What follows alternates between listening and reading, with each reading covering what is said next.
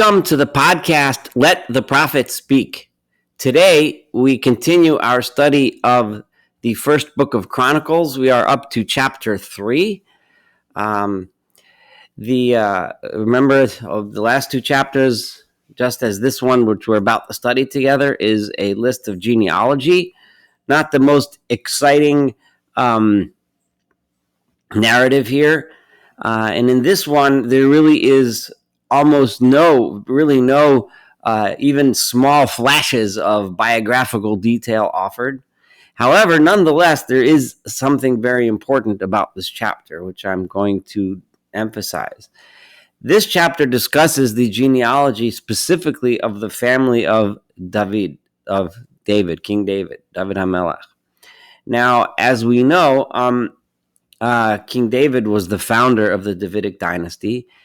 And as I've emphasized in the previous chapters, and I'm going to say again, this is being written by either Ezra or a chronicler in the early times of the establishment of the Second Temple, of the Second Jewish Commonwealth, which is sometimes called the second attempt at establishing the Jewish nation in the land of Israel, as with the rebuilding of the Second Temple. And during this time, the reestablishment of the Davidic monarchy is, of course, a major goal. This is what had been promised by the prophets, and it is something that the people hope for and want to do. So having a specific chapter to describe the Davidic line, the Davidic monarchy, and the lineage is important to encourage the people. And as you'll see, we discuss in some detail the sons of David himself.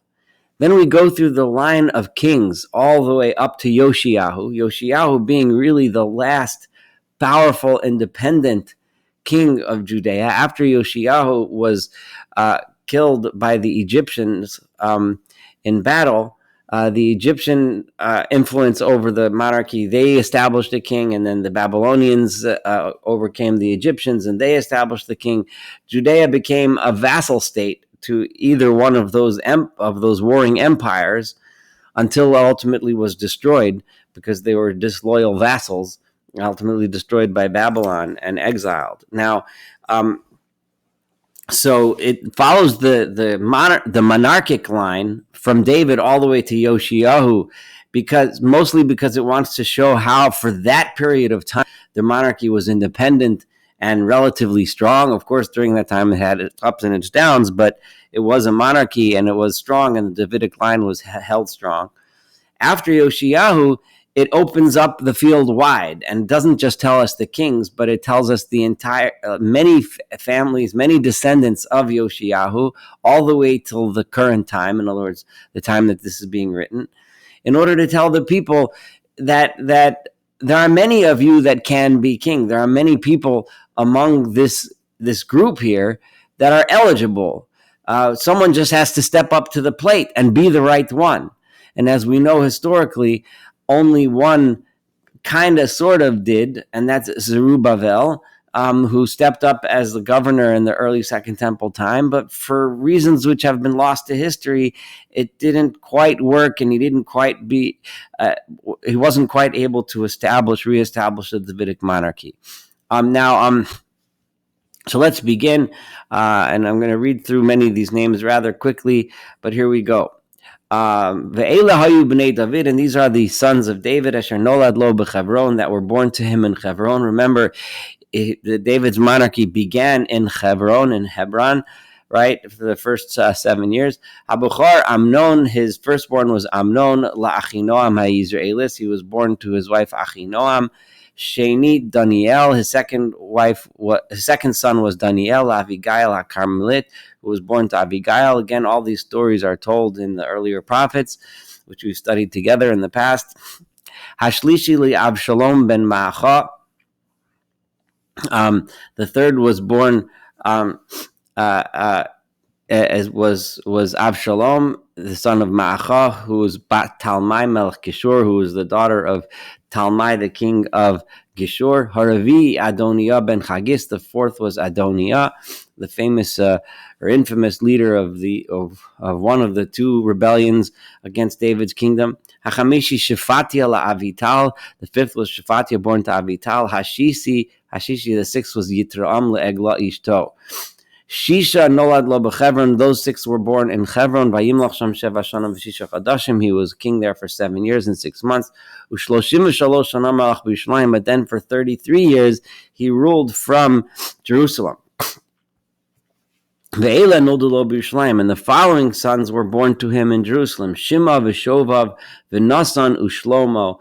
Arba'a leBatshua bat Amiel. Batshua is another version of saying the name Batsheva or Bathsheba.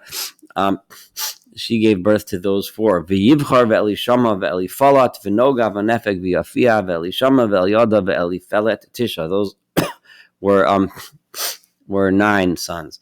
Kol b'nei David, all of the sons of David, milavad b'nei apilakshim, aside from the children of the concubines, v'tamar achosam, and those who were born of their sister, David's daughter, Tamar. So in other words, David had many descendants,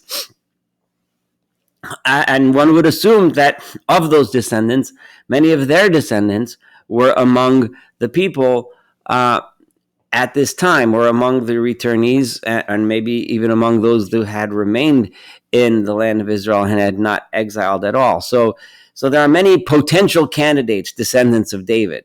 However, the ones who ruled were as follows: Uven Shlomo, and the son of Shlomo, because Shlomo took over after David.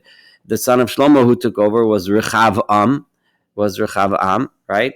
And then his son Aviyah beno, Asa beno, Yoshaphat beno, right? This is the line of kings from David to Solomon to Rechavam to Aviyah to Asa to Yoshaphat.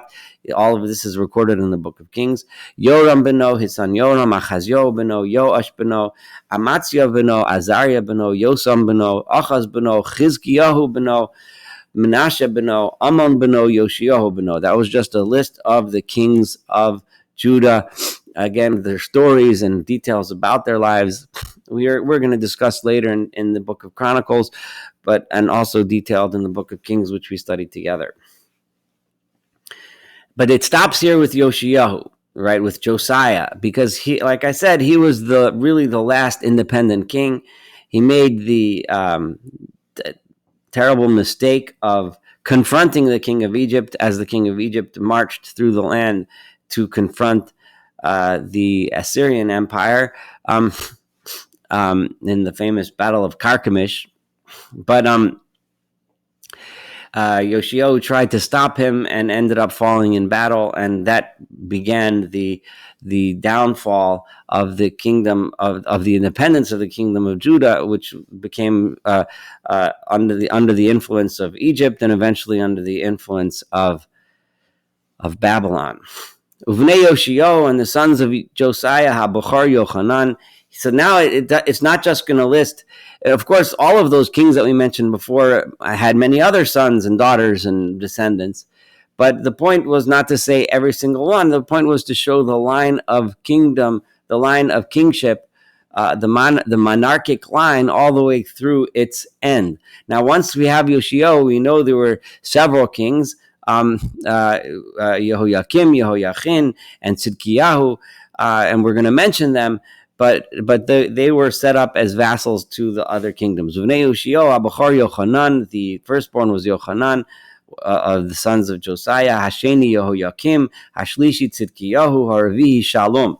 Uvnei Yehoiakim, Yechanya beno, Tzidkiya beno. Uvnei Yechanya, Asir Shaaltiel beno. So he had the sons of Yoshiyahu. Some of them, Yehoiakim was king for a while, Tzidkiyahu was king for a while, and Yechanya was king for a while. Now, Yechanya, also known as Yehoiachin, right, was taken as a captive to Babylon, and eventually in Babylon he was freed from captivity, not allowed out of Babylon, but he was freed in the sense that he was honored in the king's court in Babylon. And he also raised a family there. So he had Uvnei Yechanya Asir, and the sons of Yechanya the prisoner. Maybe a tiny little flash of a biographical detail, but just to remind you which Yechanya we're talking about. he had a son, Shealtiel, and the son was obviously born in exile in Babylon. And he also had other sons, Umalchiram, Ufedaya, Vishen Atzar, Yekamya, Hoshama, Unedavia. Uvnei Fedaya, and then his son Fedaya's sons Zerubbabel, Vishemi, Uven Zerubbabel, Meshulam, Hananiah, Shlomis Achosam.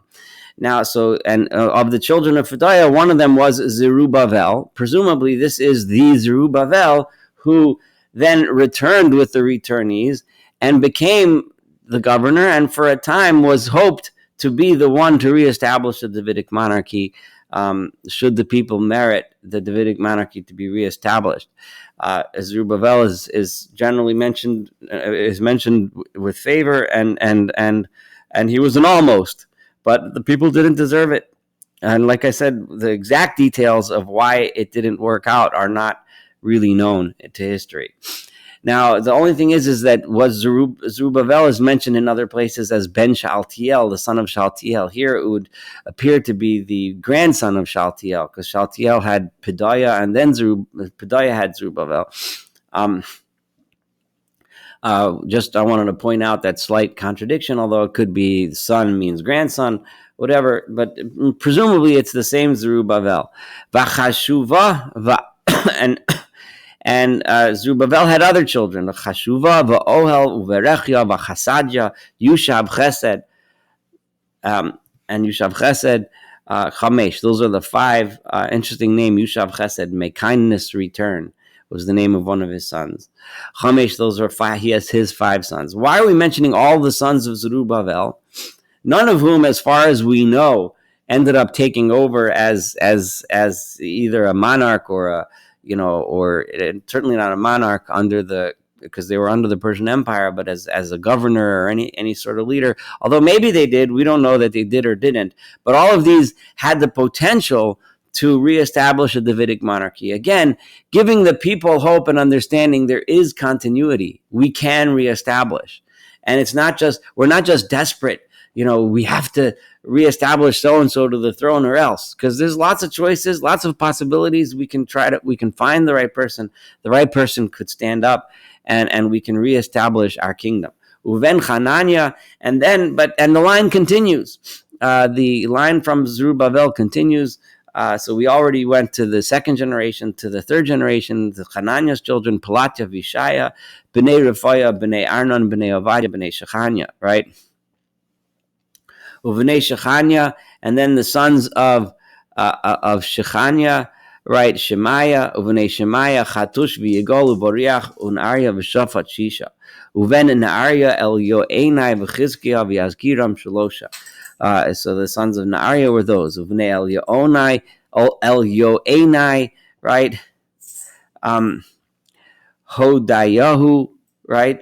The Eliashiv, Ufalaya, V'Akov, Yochanan, Delaya, V'Anana Shiva. So it's 7 sons. So we have several generations past Zerubbabel listed here, which gives us the sense that the chronicler, the one writing the Chronicles, must have lived at a time after Zerubbabel was no longer on the scene, because he lists 7 generations afterwards.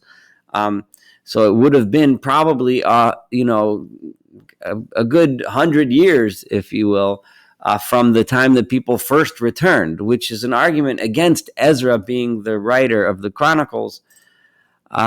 Unless you shuffle it around, some of these, you might be able to squeeze it in. Zerubbabel might have been near the end of his life and had already had grandchildren and great-grandchildren at the time of the return.